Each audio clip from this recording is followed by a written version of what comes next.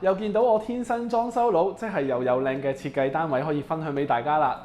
香港人咧最中意咧就係日式簡約。今次呢個單位咧都唔例外。咁主要嘅顏色咧就係以木色啦，就撞白色為主。原則本身係3房2廁㗎。咁今次設計公司喺接手嘅時候咧，單位已經改咗做2房1廁㗎啦。咁今次設計公司收到啲咩任務呢？第一就係床位要足夠。除咗男女戶主嘅雙人床之外啦，仲要加多4個床位。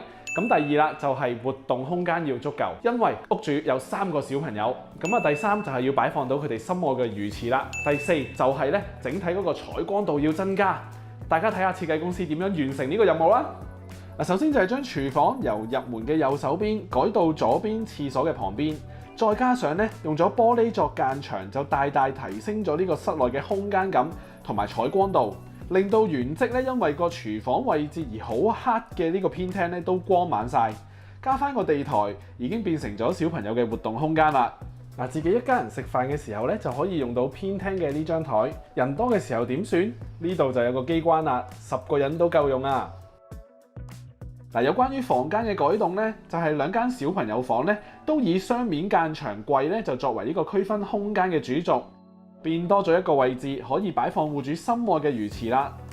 至於床位充唔充足，自己望下啦。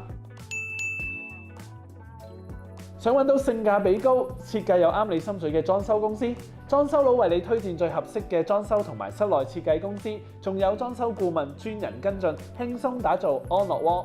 快啲 click 入呢個 description box 裏邊嘅連結，申請免費度車，聽下裝修顧問意見啦。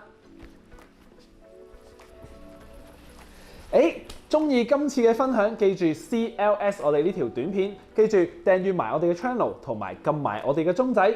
中意我哋嘅話咧，記住可以留言話俾我哋知你想睇咩嘅單位，下個星期5再同你哋一齊整裝待發。